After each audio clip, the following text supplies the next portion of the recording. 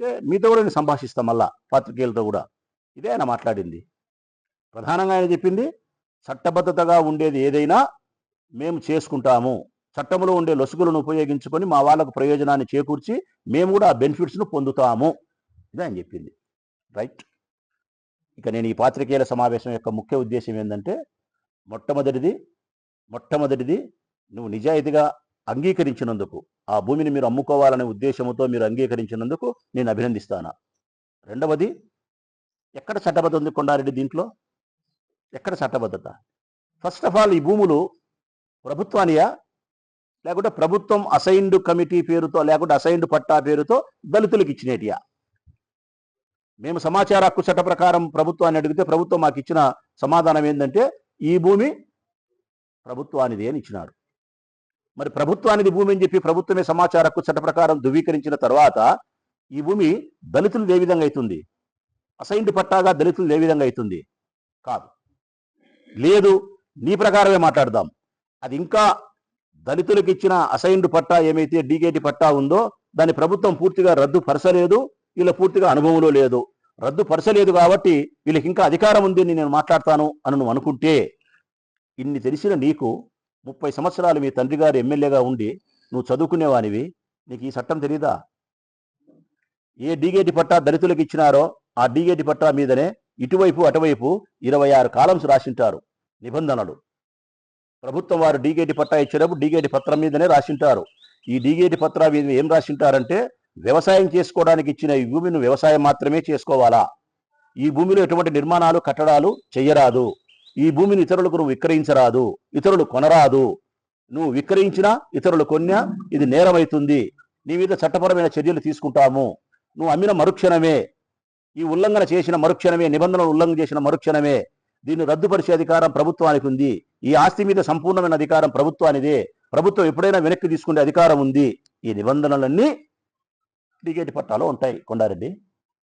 మరి దీని ప్రకారం 1975లో డీకేటీ పట్టా తీసుకునే దళితులు 1985లో అగ్గిరావుని పేరుతోనో, నడిపి సుబ్బన్న పేరుతోనో, పెద్ద సుబ్బన్న పేరుతోనో, లేకుంటే పాతకోట ఎల్లారెడ్డి పేరుతోనో, వెంకట సుబ్బారెడ్డి పేరుతోనో 2 లక్షల రూపాయలు డబ్బులు తీసుకొని సబ్ రిజిస్ట్రార్ పోయి రిజిస్టర్ చేసిన తర్వాత రిజిస్ట్రేషన్ డాక్యుమెంట్స్ అన్ని కలెక్టర్ గారికి అందిన తర్వాత ఇంకా అసైన్డ్ భూమి మీద దళితులకు హక్కు ఉందంటావా కొండారెడ్డి?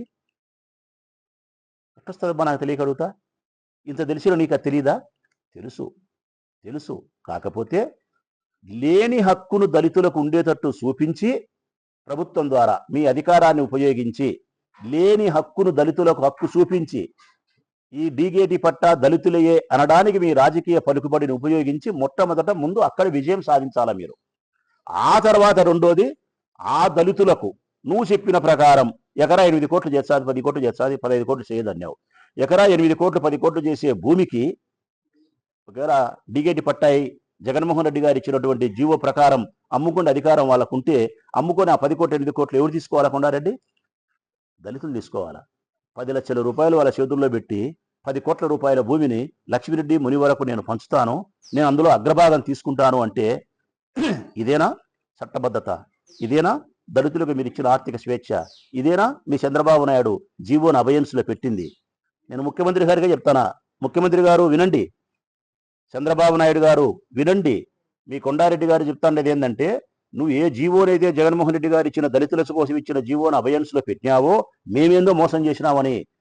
మీ కొండారెడ్డి ఏం చెప్తున్నాడంటే ఆ జీవో నువ్వు అభయన్స్లో నుంచి ఎప్పుడు గడ్డకు తెస్తావో అప్పుడు ఇమ్మీడియట్ గా ఈ దళితులకు నేనే మోసం చేసి నేనే తీసుకుంటాను అని యథేచ్ఛగా పత్రికల ముందర చెప్తున్నాడు. అంటే మీ ప్రభుత్వంలో ఉండే ఎమ్మెల్యేల పిల్లలు దళితులకు ఏ స్వేచ్ఛనిస్తున్నారు, దళితులకు ఏ ఆర్థిక భద్రతనిస్తున్నారు, చట్టంలోని నిబంధనలను ఏ మేరకు గౌరవిస్తున్నారనే సత్యాన్ని మీరు గ్రహించాలా ముఖ్యమంత్రి గారు. నేను కొండారెడ్డి గారు కూడా అడుగుతానా, ఈ భూమి ప్రభుత్వాందే దళితులకు ఇచ్చిన డీకేటే? ఏ రోజైతే దళితులు వేరే వాళ్ళ పేరుతో రిజిస్టర్ చేసి నిబంధనలు ఉల్లంఘన చేసినారో ఆ రోజే ఆ డీకేటీ పట్టా మీద వాళ్ళకి హక్కు అధికారం కోల్పోయినారు. కోల్పోయిన తర్వాత ఏ విధంగా వాళ్ళకి హక్కు ఉందని చెప్పి నువ్వు మాట్లాడతావు? ఇంకొక మాట అడుగుతా, 75 నుంచి ఈ బుద్ధుడి వరకు 25 వరకు 85, 95, 2005, 2015, 25, 50 ఏళ్ళు లేని ఈ 50 సంవత్సరాలలో ఎప్పుడైనా సరే మన బిడ్డల మీద ఒట్టే చెబుదాం, ఒక్క సంవత్సరం సాగు చేసినారా వాళ్ళ భూమిని? ఒక్క సంవత్సరం ఇదిగో ఈ సంవత్సరం ఈ భూమిని వ్యవసాయం చేసినాము, పంట పెట్టినామని చెప్పి రికార్డులలో కానీ, రికార్డులో కంటే భూమిలో కానీ, లేకపోతే ఇరుగు పొరుగు భూములతో కానీ చెప్పించగలుగుతావా? శిస్తు కట్టినారా ఒక్క రోజన్నా మీరు? 490 రూపాయలు, 490 రూపాయలు శిస్తు కట్టాలి సంవత్సరానికి. కట్టినారా? శిస్తు కట్టక, భూమిని సాగు చేయక, పంట పండించక, ఆ భూమిని ఇతరులకు అమ్మకూడదంటే అమ్మిన తర్వాత ఇంకా డీగేటి పట్టా దళితులకు ఏ విధంగా హక్కు ఉంటుంది కొండారెడ్డి? ఏ విధంగా చట్టబద్ధత ఉంటుంది? చట్టబద్ధత లేని డీగేటి పట్టా మీద చట్టబద్ధత కల్పించడానికి నీ రాజకీయ పలుకుబడిని ఉపయోగిస్తానావు. వ్యవసాయం చేయి భూమిని శిస్తు కట్టని భూమికి శిస్తు కట్టినట్టు వ్యవసాయం చేసినట్టు దొంగ సర్టిఫికెట్లు సృష్టించే ప్రయత్నం చేస్తానావు. చంద్రబాబు నాయుడు జగన్మోహన్ రెడ్డి గారి జీవోను అభయన్స్లో నుంచి గడ్డకు తెచ్చిన తర్వాత దాన్ని చట్టబద్ధత కల్పించినట్టు చేసి దళితులకు అప్పజెప్పి ఆ తర్వాత పప్పులకు బెల్లాలకు 10 లక్షలు వాళ్ళ చేతుల్లో పెట్టి 10 కోట్ల భూమిని నీవు నీ అనునీయులు పంచుకునేదానికి కుట్ర చేస్తున్నారని నేను చెప్పిన ఉపోద్ఘాతం. దాన్ని నువ్వు ధృవీకరించినావు. 1-2 అబద్ధాలు చెప్పినావు. 2.5 కోటి తీసుకునేది అంగీకరించలే. చట్టబద్ధత ఉంటే చేస్తానని చెప్పి నిజాయితీగా ఒప్పుకున్నావు. మాంసం తింటానా, మెడకేసుకుంటా అని చెప్తున్నావు. దళితులకు మేము దక్కనీయము, మేమే తీసుకుంటాం రాజకీయ పలుకుబడి పెద్దరెడ్డి గారు అని చెప్పి చెప్తున్నావు. నాకు అనుకూలంగా పనిచేసిన లక్ష్మీరెడ్డికి ముని వరకు నేను పని చేసి పెడతా, నా పలుకుబడిని ఉపయోగించి అగ్రభాగం తీసుకుంటా అని చెప్తున్నావు. ఇది ప్రజలారా మన ఊరి ఎమ్మెల్యే కుమారుడు, ఎమ్మెల్యే యొక్క భాగవతం.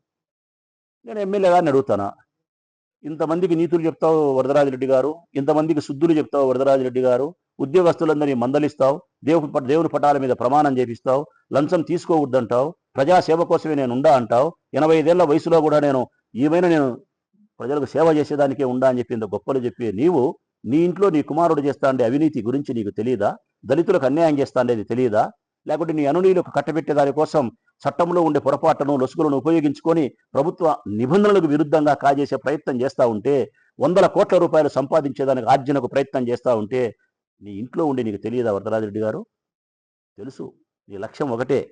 నీ కాలం ముగిసిపోయే లోపల, నీ రాజకీయ పదవి ముగిసిపోయే లోపల నీ కుమారునికి 100 కోట్ల ఆస్తులను కూడబెట్టాలనే ప్రయత్నం తప్ప మరొకటి కాదు. చెప్పేందుకే ఇతరులకు నీతులుంటాయి, మనం ఆచరించేందుకు నీతులు పనిచేయవనే పెద్దలు చెప్పిన సామెత ప్రకారం ఈ ప్రొద్దుటూరులో ఉండే ప్రజలకు నీతులు చెప్పేందుకు మాత్రమే నీకు నీతులు ఉండాయి తప్ప ఆ నీతులను ఆచరించడానికి నీకు అవి లేవు, పనికి లేవు. మొట్టమొదట నీ కొడుకును అవినీతి నుంచి నువ్వు బయటికి తీసుకురాగలిగితే, ఆ తర్వాత నువ్వు ఉద్యోగస్తులు అవినీతి చేయకుండా చెప్పగలిగితే నేను సంతోషిస్తా.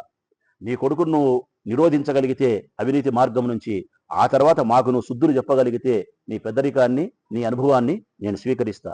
నీ కుమారుడు అవినీతిపరుడే, నీవు అవినీతిపరునివే. ఇంకా నువ్వు అవినీతిపరునివి, నీ కుమారుడితో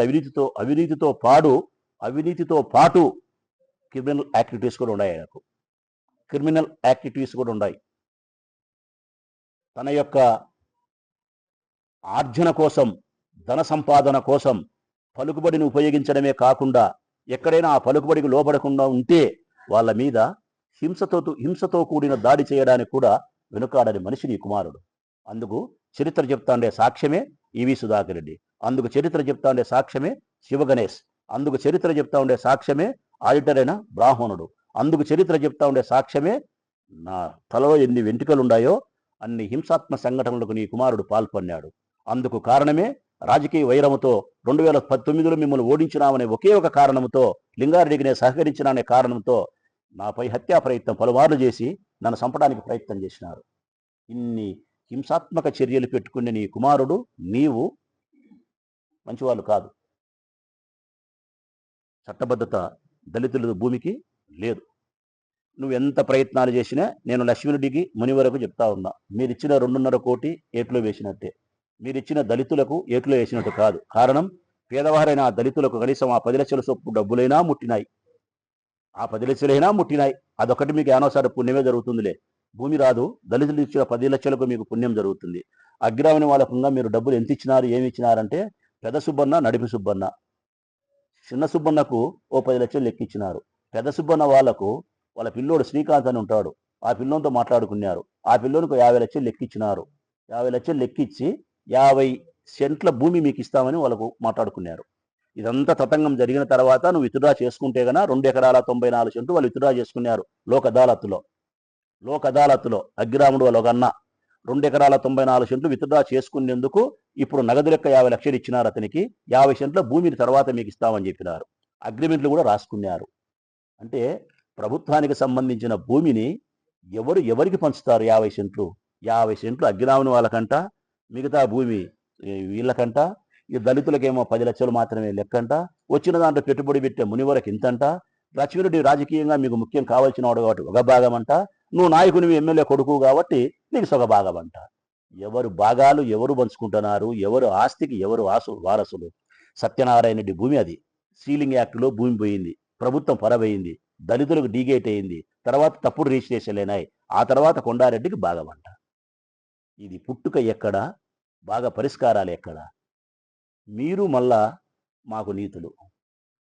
అసహ్యమైతుంది మీతో ఆ నీతులు చెప్పించుకోవాలనే.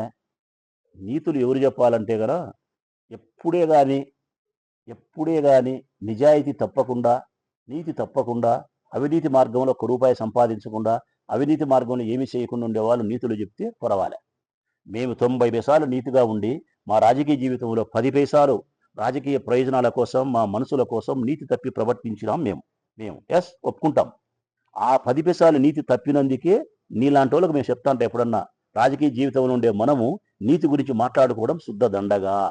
ఎంత తక్కువ మాట్లాడుకుంటే అంత మంచిది. నువ్వు పతివ్రతవు కాదు, రాజకీయ జీవితంలో ఉండే ఎవ్వరూ పతివ్రతలు కాదు. ఎక్కడో ఒక చోట తప్పు చేయాల్సిందే. అది డబ్బు కోసమో, ఓటు కోసమో, మనిషిని కాపాడుకునే దానికోసమో, మన మనుషులు అసాంఘిక కార్యకలాపాలు చేసినప్పటికీ కూడా పోలీసుల నుంచి, చట్టం నుంచి మన వాళ్ళు రక్షించుకునే దానికోసమో మనం తప్పు చేస్తాం. మరి ఇంత నిజాయితీగా నేను ఒప్పుకున్నప్పుడు, నీ కొడుకు ఇంత నిజాయితీగా ఒప్పుకున్నప్పుడు నువ్వు ఒప్పుకోవే వరదరాజులరెడ్డి? కారణం, నువ్వు చాలా లోతైన మనిషివి, చాలా నిగూఢమైనటువంటి మనిషివి. నీ పేరు వరదరాజులరెడ్డిని మీ నాయన మేము తప్పు పెట్టినారు. నీ పేరు రహస్యముని పెట్టిండాల. రహస్యానికి ప్రతిరూపమే ఘోష పంచగట్టిన జుబ్బా వేసినటువంటి వరదరాజులరెడ్డి. అంత నిగూఢమైన మనిషివి నువ్వు. నీ కొడుకన్నా నిజాయితీగా ఒప్పుకున్నాడు, నువ్వు అది కూడా ఒప్పుకునే మనస్తత్వం నీకు లేదు. మళ్ళీ చివరిగా చెప్తాను ప్రజలకు, ఈ భూమిని కాజేసేదానికి వాళ్ళు అంగీకరించినారు. ఈ డీగేటి పట్టా మీద చట్టబద్ధత లేదు. వాళ్ళు ఎప్పుడైతే ఆస్తిని ఇతరులకు విక్రయించినారో అప్పుడే దాని మీద వాళ్ళ చట్టబద్ధత కోల్పోయినారు. ఆ చట్టబద్ధత కల్పించేదానికి ప్రయత్నమే కొండారెడ్డి మాటలు. తప్పుడు పత్రాలు అంటే వ్యవసాయం సాగు చేసినట్టు, శిస్తు కట్టినట్టు పత్రాలు సృష్టించుకొని ఆ తర్వాత చంద్రబాబు నాయుడు ఆ జీవోను అభయన్సులోంచి తొలగిస్తే కాజేసే ప్రయత్నం. దీని మీద మళ్ళీ మేము ఎప్పటికప్పుడు ప్రజాక్షేత్రంలో ఉంటాం, న్యాయస్థానంలో ఉంటాం, ప్రభుత్వంలో అర్జీలు పెట్టే విషయంలో ఉంటాం. అనువనువున ప్రతి క్షణం ఈ ప్రభుత్వ ఆస్తిని కాపాడడానికి ప్రజాస్వామ్యబద్ధములో చట్ట ప్రకారము నేను ఏ నిర్ణయాలు తీసుకోవాలో ఆ నిర్ణయాలన్నీ కూడా తీసుకుంటానని మరొక్కసారి చెబుతూ, లక్ష్మీరెడ్డి గారికి, మునివర గారికి అయితే మాత్రం మీ డబ్బులు రావు, మీకు భూమి రాదు. దయచేసి ఈ నుంచి మళ్ళా కొండారెడ్డి ఎప్పుడైనా ఈ పనింది ఢిల్లీకి పోవాలా, ఆ పనింది ఇంకొక 50 లక్షలు కోటి అంటే ఇస్తే మాత్రం అది కూడా ఓం నమ శివాయ, ఓం నమ శివాయ, ఓం నమ శివాయ.